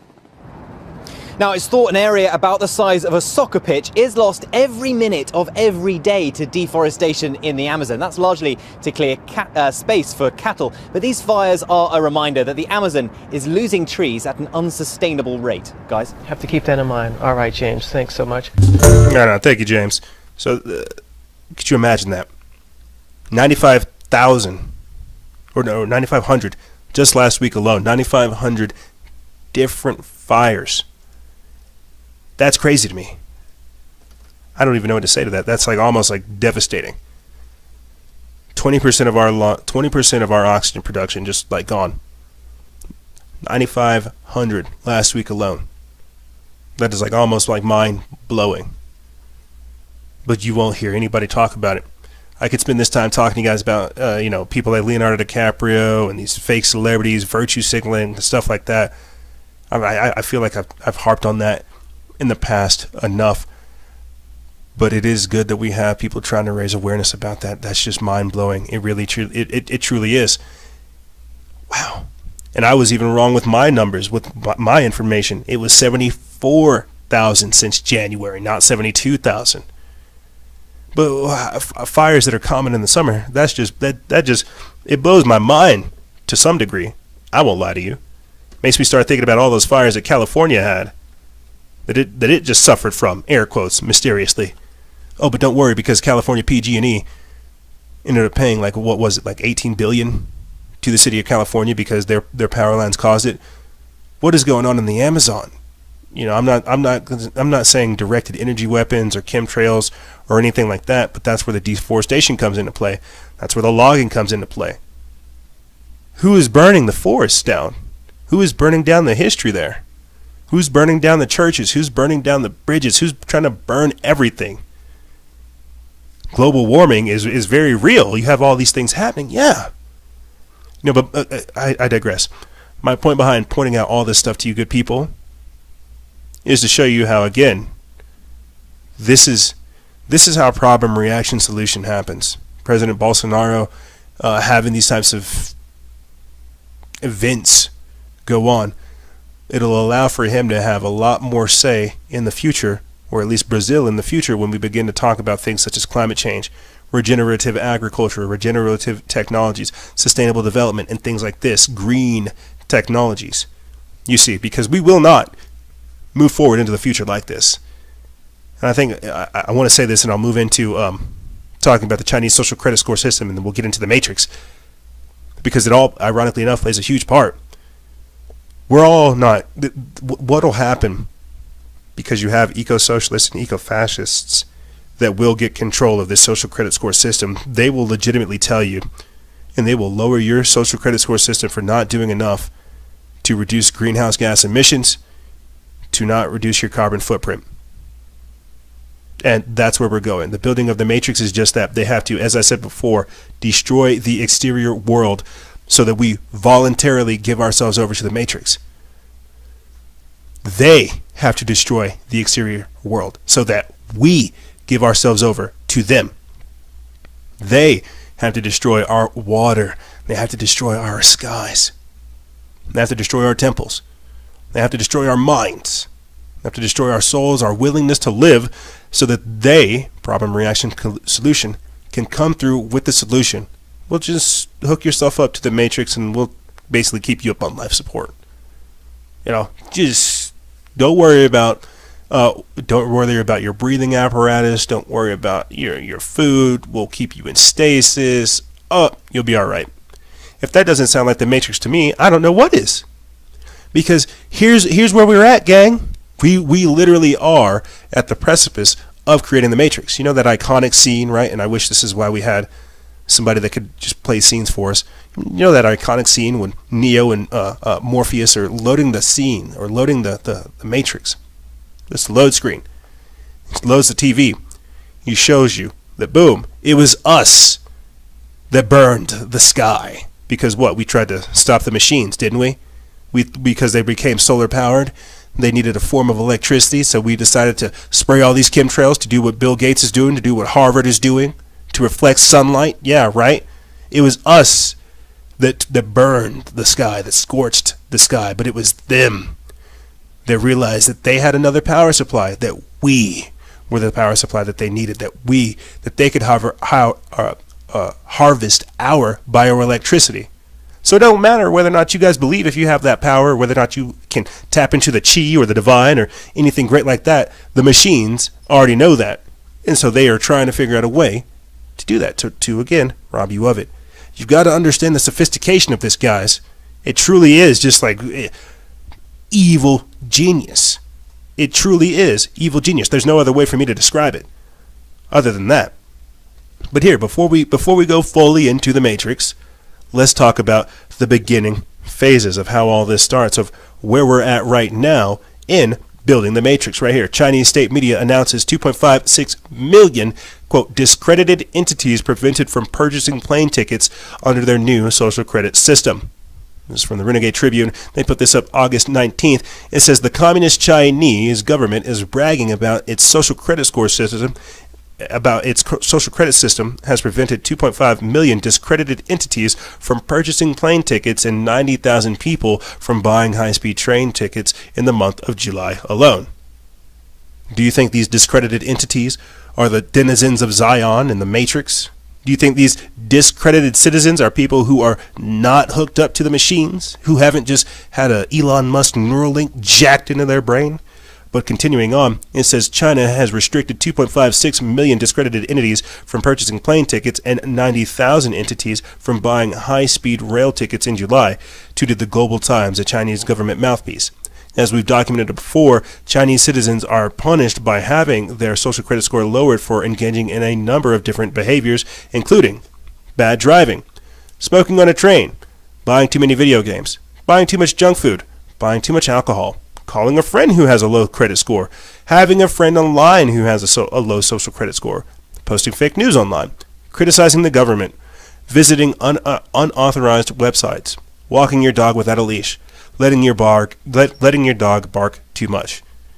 Those are all things that could get your social credit score lowered. Here, just so we can get this on record, let me play for you guys this clip of being inside of a train in China.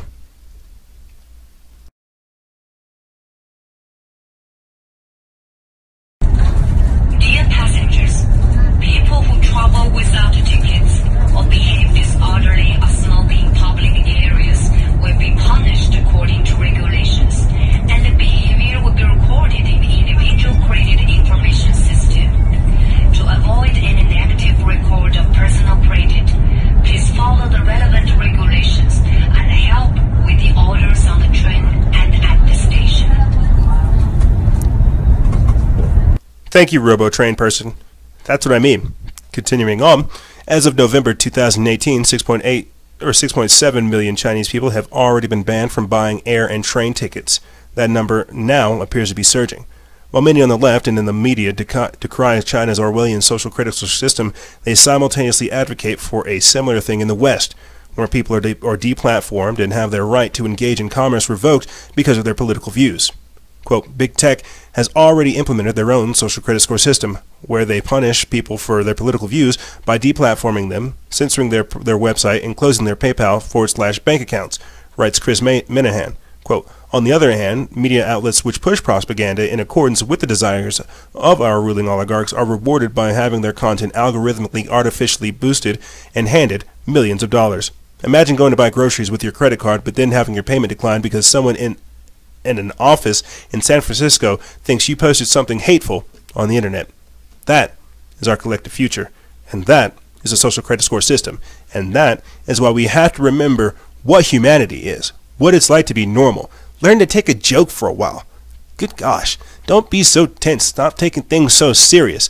But because we're working with an AI, this is where they're learning how to fact check jokes, because we're working with automatons, machines, husks of humans, people who aren't actually human, they don't understand natural human communication.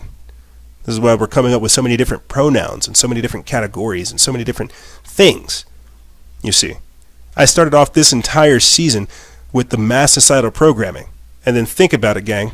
Only a few weeks after that, me talking about Elon Musk's announcement of the Neuralink, how we're going to start seeing more weak-willed individuals. The Wachowski sisters are just like, hey, it's time. It's time. Elon Musk has talked about hooking people's brains up. It's time to come out with the Matrix 4. China's developing their own social credit score system where they can just kick people off of public transportation. It's time. It's time. There is no other way for... I don't know. Clearly, I'm not in league with Hollywood. There's no other way for, if you ask me, for the Matrix to continue its series without coming up with a way for them to turn the Matrix 4 into a prologue. And I'll go on record and say I hope that's what this is. I hope it doesn't continue it because I think they did a fantastic job as is. I hope they prologue it. You see. I hope they show you how we got to the very first version of the Matrix. Or to where we got to this version of the Matrix. Because that's something that Neo does talk to essentially the creator of the Matrix about whenever he meets him at the very end. He talks about how there's always a one within the Matrix that always just breaks it. There's always like an anomaly, you see, meaning that there are different versions of the Matrix itself. And if that's the case, I'm curious as to how it all got started. How did the Matrix get started? How did we get to this point? How did we get to a point to where humanity is just considered a battery? To where they extract our life essence from us. You see. Because that's where we truly are. I remember we had on we just had Rob of Truth and Vibration on Fellowship and Freedom, and I remember talking to him about consciousness transference technology and how they have the ability to essentially do just that. Because we have the technology, they have the understanding, they're aware that there is a consciousness even to the astral body, because we have that high advanced technology. They're able to do that. They can transfer your consciousness from one another. But how does that start? What does that look like? You see, that's legitimately where we are at these days. And I know people don't want to think about it, but you're not reading the signs on the wall. You're not reading how all this works. You see, this is not, that's what I keep trying to tell you guys. None of this is normal. None of what we are doing, none of what we are going through, and none of where we are going is normal. It's not meant to be normal. It's actually meant to be groundbreaking. But here, let me get into this article. This is from Elias Marat. They put this up August 20th. It's from The Mind Unleashed. It says, it's official. The Matrix 4 is coming and will reunite Keanu Reeves, director Lana Wachowski. As The Matrix is set to celebrate its 20th anniversary, Variety magazines reports that a fourth film in the series is officially set to restart the groundbreaking cyberpunk series, with Keanu Reeves reprising his role as the One, Neo, and Carrie-Anne Moss returning as Trinity. Trinity literally represents just like all that is like divine. And just like boom. Just so much symbology there. And I hope it just doesn't get like, Netflixed or watered down like everything is today. Like all the movies that come out these days, they suck. They have that same suck feel. It's all just generic and bland and just sucky. I hope that this doesn't come out and have that suck feel, Like I really hope that it has that groundbreaking, historic, classic feel that the good Matrixes have. And I'm not a critic or any one of these gamer people, but you guys know what I mean. Some of the movies coming out these days, they're cookie cutter, they're generic, they're just the same, they're just plugging different faces in different roles, doing the same thing. I hope this doesn't have that feel. Continuing on, it says Lana Wachowski, who comprised half of the original creative team, will also return to direct the third sequel to the film and co-wrote the film with Alexander Herman and David Mitchell. On Tuesday, Warner Bros. Picture Group chairman Toby Emmerich announced, quote, "We could not be more excited to be re-entering The Matrix with Lana.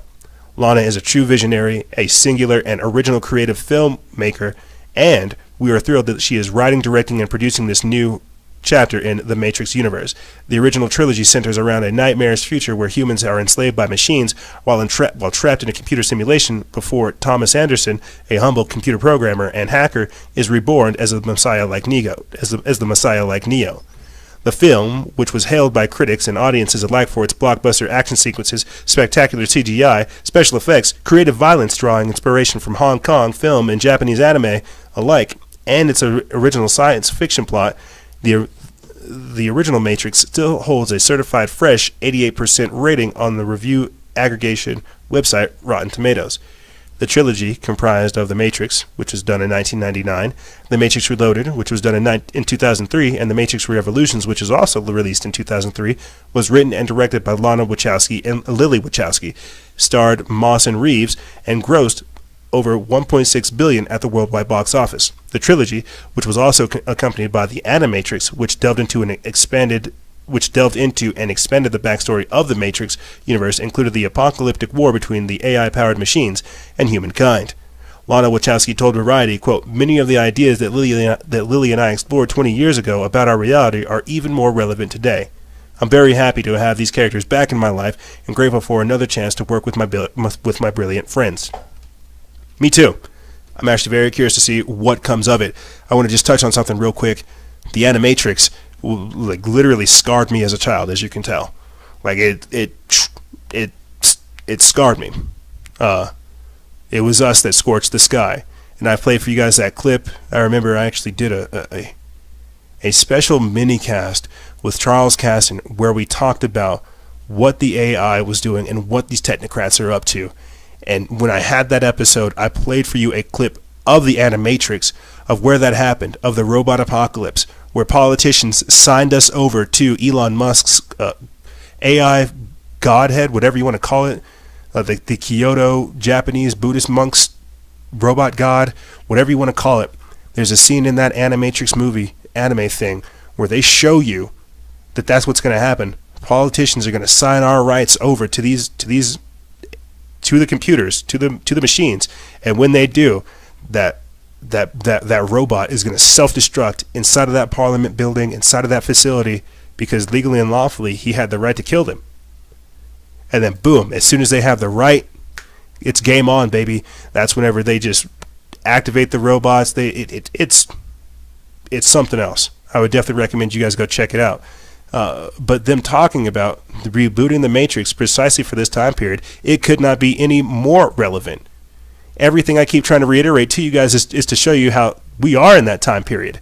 I wanted to come up with like a list of just like everything that these people are doing, from Elon Musk's Neuralink to Fedbook's thought-to-text translation to 5G to ELF towers, Gwyn towers, cell phone towers, to the laser that can read your heartbeat from space, to voice-to-skull technology, to you name it, guys. Like, you see how many different things I'm just having a list that involves technology and frequency that alters your perception of reality.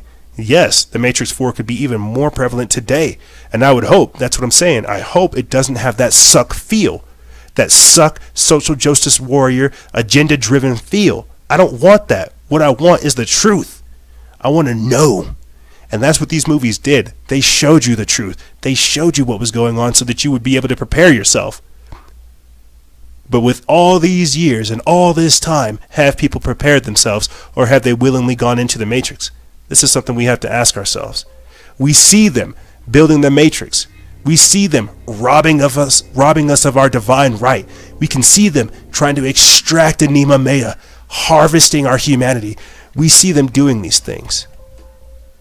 The real question is will we let them? However, that's all I really have for you guys and gals. This is the works of evil, thrashing our temple, and building the Matrix.